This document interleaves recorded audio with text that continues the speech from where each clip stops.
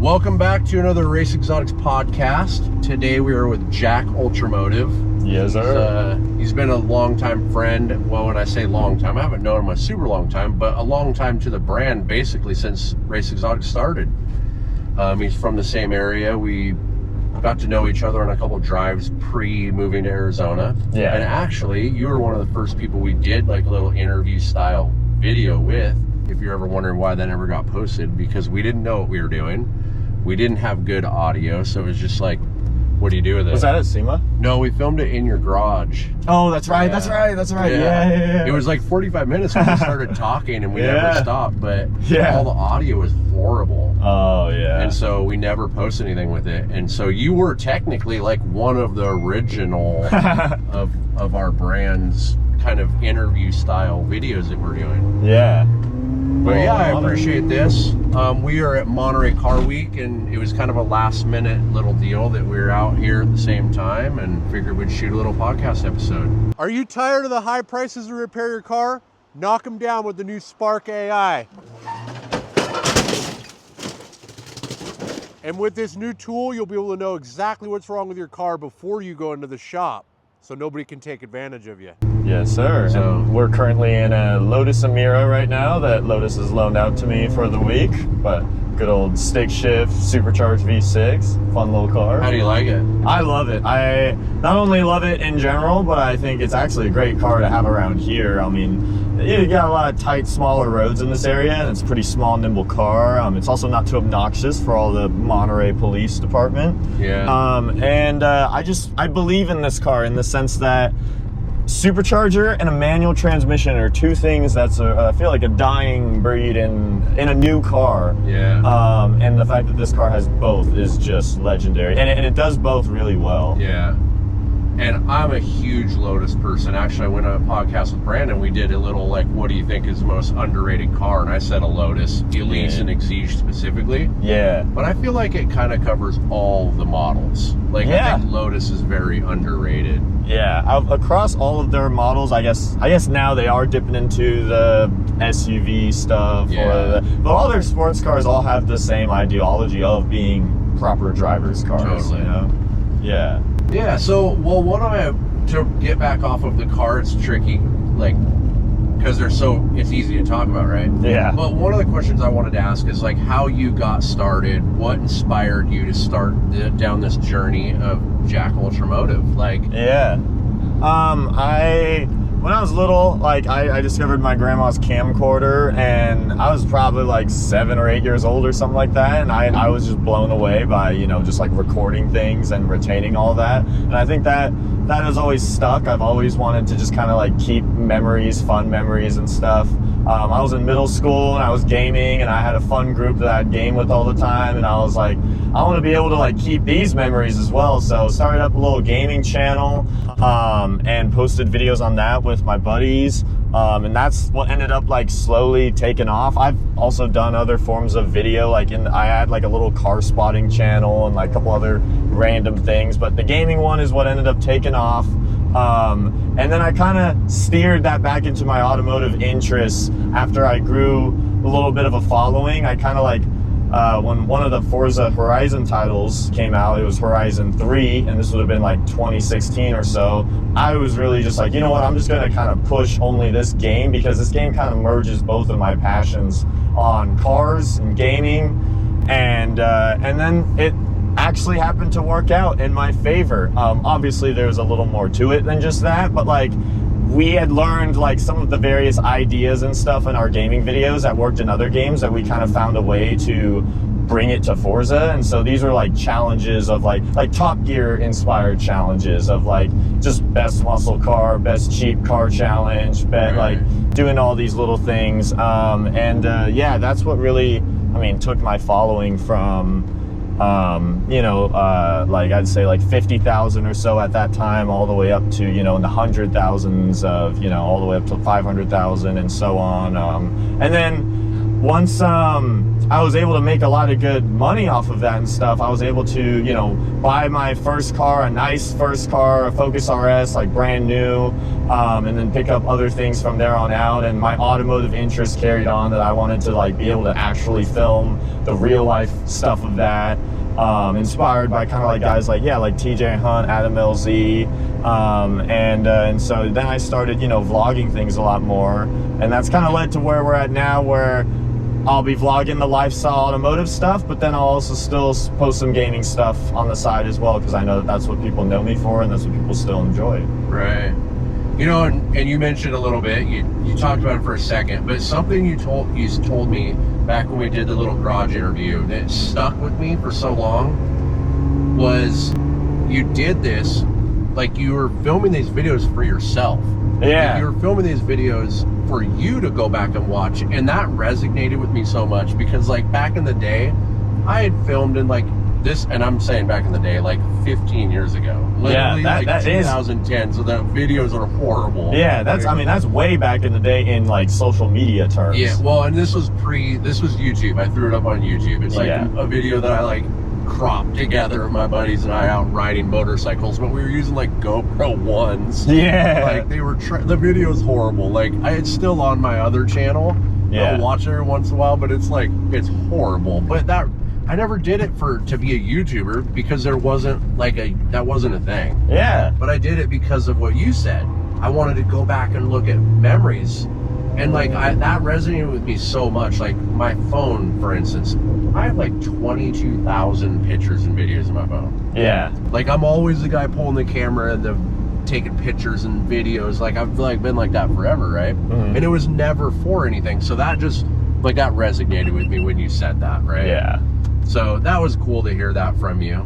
Yeah, and like monetization might have existed back in like 2013 or so, which is when I started my thing, but I didn't really know about it until like 2015. So yeah, there was like a full solid like 2 years of me consistently posting stuff without making any money, and that was because I simply didn't even know. And that wasn't the point. The point was that it was cool to retain these memories, to look over at them. And then, there is a bit of an aspect of kind of like the game of clicks, where it's just like kind of cool just to see like what actually pops off, and that you could share this with other people, and other people are going to enjoy this, and you can provide that for them. Right. But that's still like, all of that is still not even in it for the money aspect. Right. And then, once that comes factored in, then it actually, I mean, the first time realizing getting a check or something back was kind of like, oh my gosh, is this even legal? Because it's just like, I mean, for me, it was like, I think it was like $600 or something was my first like monthly amount, but I was like 14. Right. And it was funny because I'd always ask for like a new Xbox for Christmas, and my mom didn't want to get me one because she didn't want to keep me like gaming all the time and stuff. And it was just crazy because after my first YouTube check, I was like, oh, I could just go buy it right now. And so she actually made a deal with me. She was like, you know what, I'll actually go buy it for you if you just promise to save this money for something like bigger down the line. And that's what ended up happening. But yeah. That's awesome. Mm-hmm. Yeah, so now I've kind of followed your, like I said, it's been what, 3-4 years-ish now we've known each other. Yeah, something like that. I remember you did a Cheesit commercial. And like, to me, that was a big deal because I feel like before that, I mean, you had a big following, but that felt like one of the big, like I was like, dude, that's like a corporation. Like, yeah. So has that been kind of surreal, like landing these big, like, look, you're in a Lotus right now. Like, I know. The keys to it. I know. Vegas, they handed the keys to a 6x6 Raptor Hennessy. Yeah. Like, is that? How is that? Like, has that changed you? Like, what is that? It's funny you mentioned the Cheesit thing, because I just thought of it as a really small thing, because I didn't really know where it was all being pushed out to, and I didn't think it's not being pushed out to like mainstream TV or anything, but probably like different social media ads. But the experience of it was very professional. It was the first ever time I actually had makeup, like prior makeup to shooting, which, you know, even a guy in the, you know, in the professional filming world or whatever, that even male actors will have, like, you know, makeup and all that kind of stuff done, and it felt special. And yeah, there were like retakes and all these different things, and that was a cool experience. Was that nerve-wracking going up on there and doing that?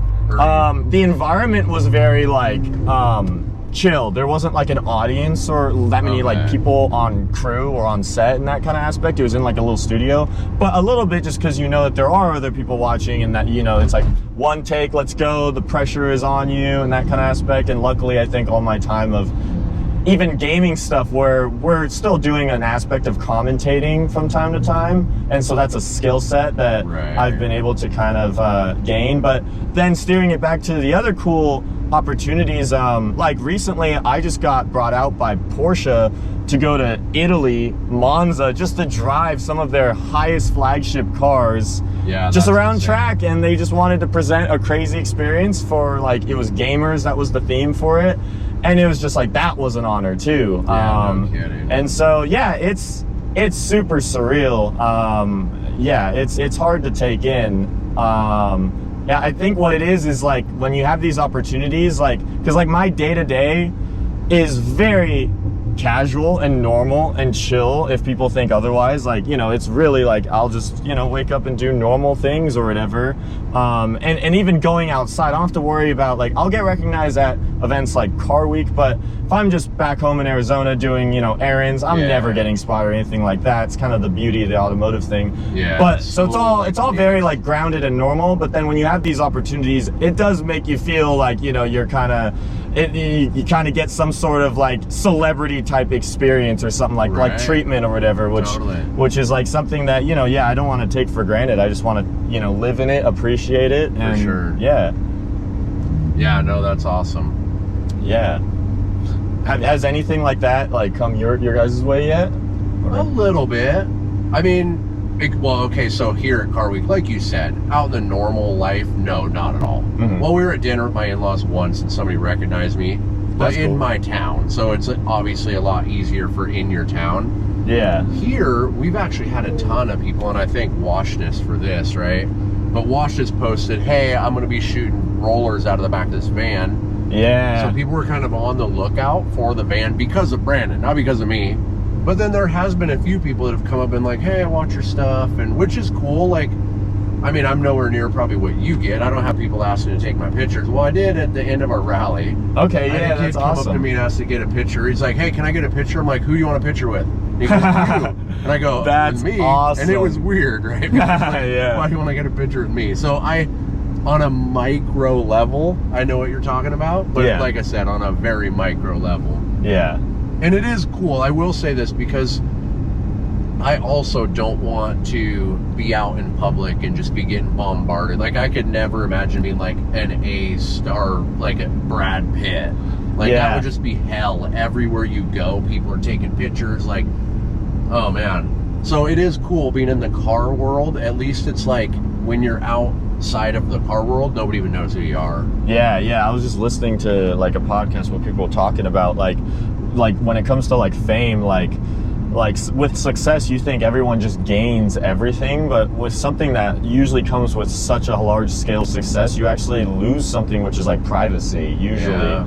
And yeah, I think the automotive social media space works out that I can't speak for some of the much bigger guys like your Whistling Diesel or Strat that probably do get bombarded everywhere, but for me it's great because like I can meet my audience and have great fan interactions and stuff out at car events where I know that there could be. I can almost prepare myself socially in that aspect, and then I can, you know, do my day-to-day stuff without without people coming up left and right in the middle and whatever. It's like nothing happened. The other thing too is like fame also like depends on what you're known for, and so I would hate to be someone that just like went on like a Love Island, like a dating viral TV show or something, and then being spotted and exactly, and then you're spotted like that, versus anytime someone is asking a photo or this or that, I mean, this is where I don't understand people that are kind of like dicks about it. But anytime someone is asking me for something, it's a great feeling, because it's like,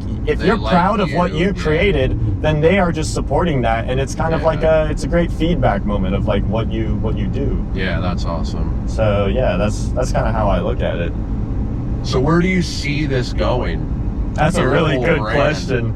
I just like was always like told that it's not going to last forever, and I do think that there's an element of that it won't. But then there's also an element that I also kind of like had thoughts on, that like these influencers or people that have, you know, that do YouTube as a career and stuff, it's a whole new age thing that hasn't really ever been tested on how like long the longevity actually can be. If it could be like I mean, an actor's or a musician's career actually is like can be like their entire lives in a way. If you can make interesting content, why does it matter how old you are? Yeah, and like how musicians or artists are, you evolve your art form as time goes on as well. 100%. And so I don't know, that's my answer of like, it can go both ways. As far as like, you know, what I want for my brand, I don't have crazy big plans or ideas or this and that. I want to keep on, you know, turning around cool car projects, cool different things, inspiring, or, you know, trying to educate people in fun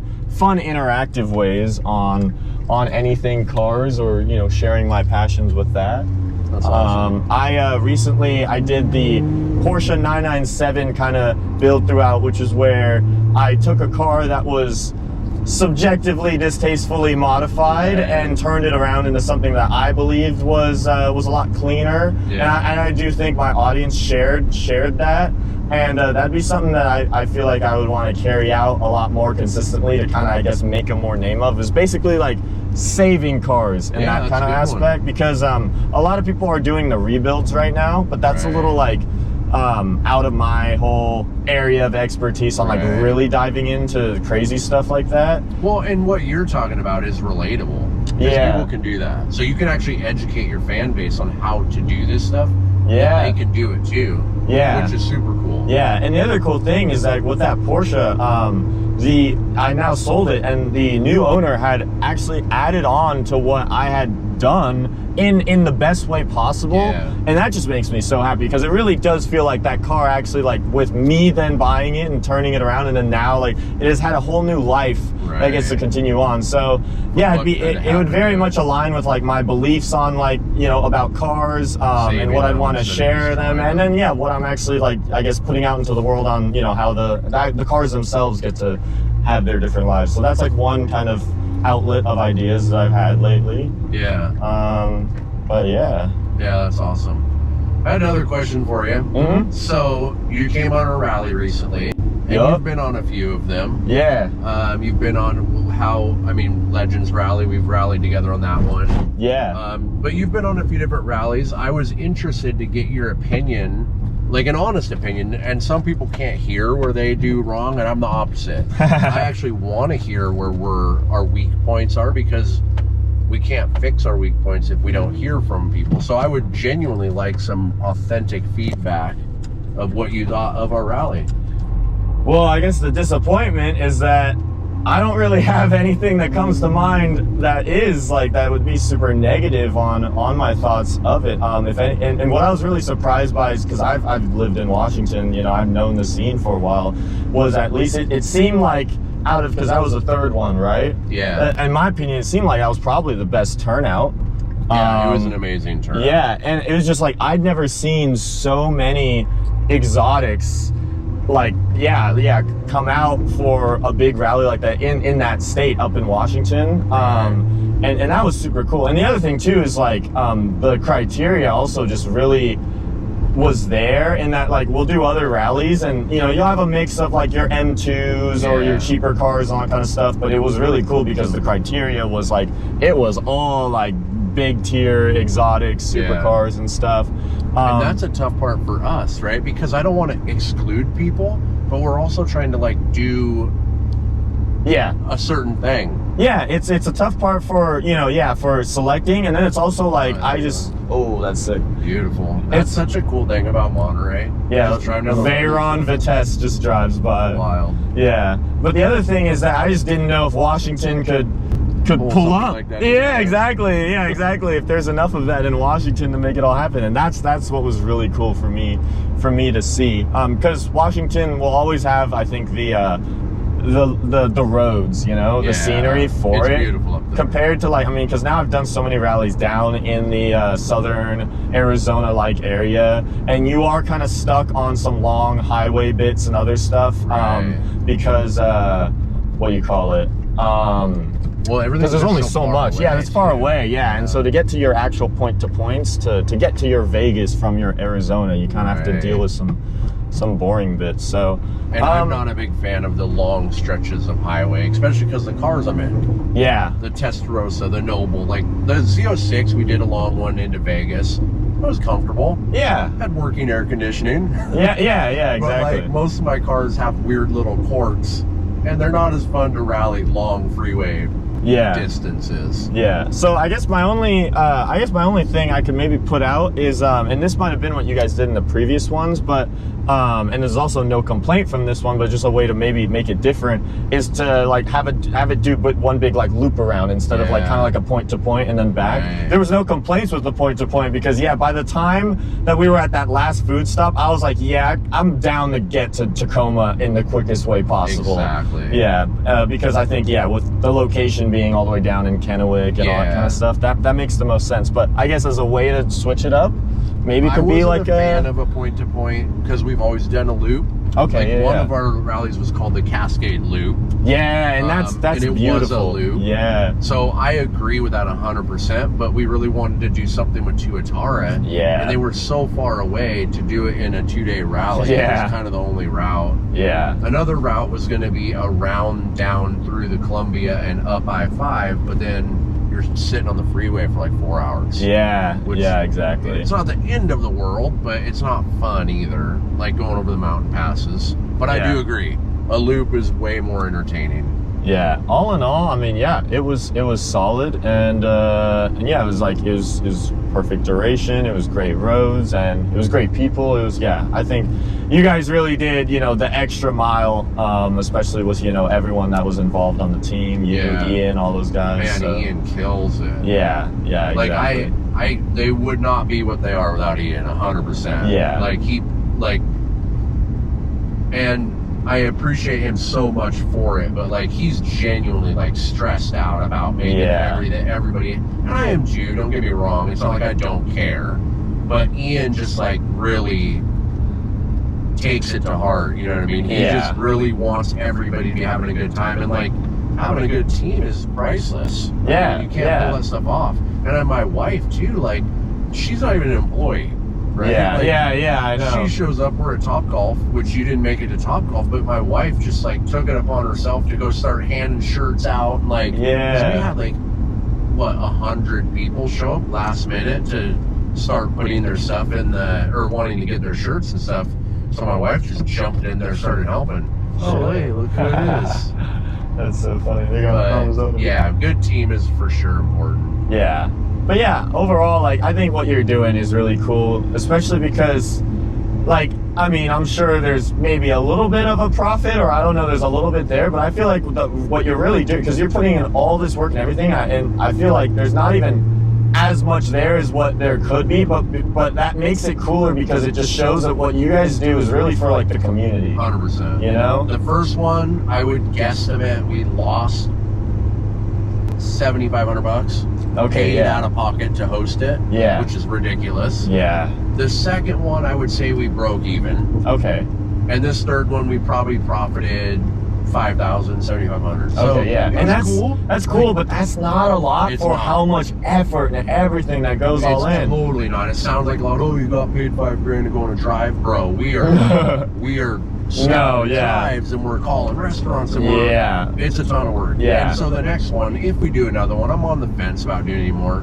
If we do another one, I would obviously charge a little bit more because a lot of the people, especially in the friend group, like there's a lot of people that get discounts and stuff that kind of cut into the profit margin. Yeah. I'm just not gonna do. Yeah. Because like we're going so over the top. I mean, we try to cross every box off, you know what I mean? Yeah. And so it would be nice to actually make some money. Yeah, of course. And then I have to pay the team, some of them, not all of them. Some of them just come because it's what they want to do and it's an experience they get to tag along. Yeah. But the people that are working, like I paid the people that hosted the show at the end like $3,500. Oh, like, wow. Yeah, I mean, there's stuff that people are making, right? Ian made pretty decent money. I don't know. I don't want to talk all the numbers, but no, like, yeah, you don't I got stuff I have to pay out too. So it would be cool to actually make some money if we did another one. Yeah, for sure. Yeah. Well, we're getting kind of close to the end of this, but I do have a couple questions. Okay. To kind of make it quick. In all of your car experiences, which you've had a ton of, right? Mm-hmm. What would you say is the most underrated car? Ooh. Oh, that's a good one. My own Camaro ZL110E is pretty underrated in my opinion. I think it's like the most slept on out of the big three. You can go anywhere and you'll see a ton of Challengers and Mustangs and stuff. And I think the Camaro platform overall is, it's kind of least popular. But then people forget that that the ZL110E, like it just kind of, you probably just see it as just another Camaro, but it's really like this like full modernized track oriented crazy machine that when I bought it because it has like the most sinister front end on the American muscle market at the time, and I just wanted to like try it out, and I was like, I'll probably keep this for 1 year and then move on. But no, I like fell in love. I was just blown away by like how fun it is, how much character it has, and you just don't really see them. I think most people go to the Corvette platform for that if they want, and also I've driven on track in my like Gen 2 R8, turn around if you want, and like and like other fun stuff. Camaro's been by far best car I've ever driven out on track. I drove it out in the Ridge before I had 1,000 horsepower. I'd say 1,000 is actually a little bit too much now for track use, but that's my answer for that one. Right on. And then my next question would be, what in your opinion is the most overrated car? That one's actually easy for me. I'm a pretty big hater on the F80 M3 platform or the F82. I'm right there with you. I speak on this because I've literally driven the CSs, which are like, I think literally like one of the highest trims you can have for that, and they're fun. They're like everything that you feels right, but then everything else isn't. They don't sound that good. They look great on the outside aesthetically, but they're so common. Much hype around them. Yeah, there's so much. They're just everywhere. Which for the listeners, that's part of what makes something overrated and underrated, right? Oh yeah. It's not necessarily like the car's bad, but the car doesn't live up to the hype. Yeah. Everybody hypes them up like they're the best car in the world. Yeah, and that's they're just everywhere. Right. That's what kind of plays into overrated, underrated, is like how much hype around the car there is. Yeah. So, you could literally right there. That's a G80, but they are everywhere. They've been everywhere here at Monterey, and I'm a big sound guy, and so the fact that they don't sound good unless you like single turbo it, but that's a whole huge can of worms. That's a big job. Is like that's a big turnoff, and then the other turnoff is it's a bunch of kids, and they're just everywhere that all have these things. What's been your favorite thing you've done at Car Week so far? That's a good question for this year. Quail was really good yesterday. I got media, and so I had a lot of time to kind of go around through. Yeah, that was my first time ever going to Quail. Yeah, what'd you think of that? I thought it was epic. Right? Before, it's a lot to take in. It's a ton to take in. Prior to it, Brandon and I were like, we'll probably just go this one time and never go again. I don't think I'll ever miss it again. Yeah. Oh, I have a better answer for the question. On like the second day or so. I'll ask the question. Yeah, go for it. What's been your favorite experience of Monterey Car Week this year? So, like on the second day, and this will be a YouTube video, we filmed a car spotting challenge on seeing what's the most expensive, rarest, and silliest car you could spot in like an hour. Me and another YouTuber, Magna Cars, we started out here and then we went around and we had an hour to find things, and that was a blast. Like actually trying to car spot with an objective was super fun because the town of Monterey didn't let me down. And we even ran into other YouTubers too. We ran into Tanner Fox and Strad and stuff. We got them in the video and stuff. So it was just a really fun streak of like seeing a whole ton of stuff in one go. Yeah. So I mean, that's a great thing I challenge anyone to do if you're here, is just make a game out of it. Make a bingo card. There you go. A car week bingo card. It could either be of specific cars in town, or it could just be like something random, like seeing if someone got pulled over or something like that. Could be one of the spots. Or a wrecked Audi R8. Exactly. And that'd be a great game. There you go. Well, I appreciate you coming on the podcast. Of course, man. Alrighty. Sweet.